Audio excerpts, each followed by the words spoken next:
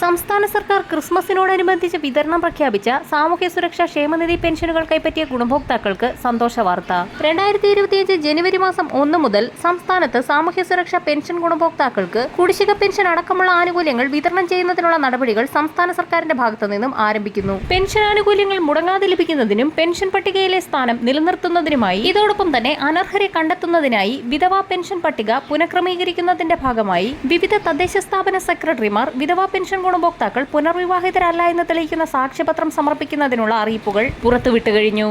അറിയിപ്പുകൾ ലഭിച്ച മുറയ്ക്ക് പെൻഷൻ ഗുണഭോക്താക്കൾ ബന്ധപ്പെട്ട സർട്ടിഫിക്കറ്റുകൾ ഹാജരാക്കാത്ത പക്ഷം തുടർന്നുള്ള പെൻഷനുകളും കുടിശ്ശികയും ഇവർക്ക് മുടങ്ങുന്നതായിരിക്കും. 2025 ജനുവരി മാസം മുതൽ മാർച്ച് മാസം വരെയുള്ള കാലയളവിൽ തനത് മാസത്തിലെ പെൻഷൻ തുകയോടൊപ്പം തന്നെ വിവിധ ഘട്ടങ്ങളിലായി കുടിശ്ശിക വിതരണം കൂടി ആരംഭിക്കുകയാണ്. 4 മാസത്തിലെ പെൻഷൻ തുകയായ 6400 രൂപ വീതം ഓരോ പെൻഷൻ ഗുണഭോക്താവിനും എത്തിച്ചേരും. വിവിധയിനം പെൻഷൻ സ്കീമുകളിൽ ഉൾപ്പെട്ട് പെൻഷൻ തുക കൈപ്പറ്റുന്ന 8 ലക്ഷത്തോളം വരുന്ന കേന്ദ്രവിഹിതം കൂടി ചേർത്ത് പെൻഷൻ തുക ലഭിക്കുന്ന ഗുണഭോക്താക്കൾക്കും സംസ്ഥാന സർക്കാർ പെൻഷൻ തുക വിതരണം ചെയ്യുമെന്ന് പ്രഖ്യാപിച്ചിരുന്നെങ്കിൽ പോലും ഒട്ടുമിക്ക ഗുണഭോക്താക്കൾക്കും 200 മുതൽ 500 വരെയുള്ള കേന്ദ്രവിഹിതം ഇപ്പോഴും എത്തിച്ചേർന്നിട്ടില്ല. 4 മാസത്തിലെ പെൻഷൻ കുടിശ്ശികയായ 6400 രൂപ വീതം വിതരണം ചെയ്യുമ്പോൾ 4 മാസത്തിലെ കേന്ദ്രവിഹിതമായി വലിയൊരു തുകയാണ് ഗുണഭോക്താക്കൾക്ക് ലഭിക്കേണ്ടത്. എന്നാൽ ഈ തുകയുടെ കാര്യത്തിൽ ഇതുവരെയും കേന്ദ്ര സർക്കാർ അറിയിപ്പുകളൊന്നും തന്നെ നൽകാത്ത സാഹചര്യത്തിൽ പെൻഷൻ ഗുണഭോക്താക്കൾക്ക് ഈ ഒരു തുക എത്തിച്ചേരുന്ന കാര്യത്തിൽ ഇനിയും കാത്തിരിപ്പുകൾ നേരിടേണ്ടി വരും. സമൂഹത്തിലെ സാമ്പത്തികമായി പിന്നാക്കം നിൽക്കുന്ന അശരണരും നിരാലംബരുമായവർക്ക് കൈത്താങ്ങെന്ന നിലയ്ക്ക് സംസ്ഥാന സർക്കാർ നൽകുന്ന സാമൂഹ്യ സുരക്ഷാ പെൻഷനുകൾ അനധികൃതമായി കൈപ്പറ്റിയ റവന്യൂ വകുപ്പിലെ 38 ജീവനക്കാരെ സസ്പെൻഡ് ചെയ്തുകൊണ്ട് ഉത്തരവ് പുറത്തു വന്നിരിക്കുകയാണ്. നാളെ മുതൽ സോഷ്യൽ ഓഡിറ്റിംഗ് കൂടി കർശനമാക്കുന്ന സാഹചര്യത്തിൽ നിരവധി അനർഹർ പെൻഷൻ പട്ടികയിൽ നിന്നും പുറത്താക്കപ്പെടും. വരും ദിവസങ്ങളിലെ പെൻഷൻ അറിയിപ്പുകൾക്കായി ചാനൽ സബ്സ്ക്രൈബ് ചെയ്യാൻ മറക്കാതിരിക്കുക.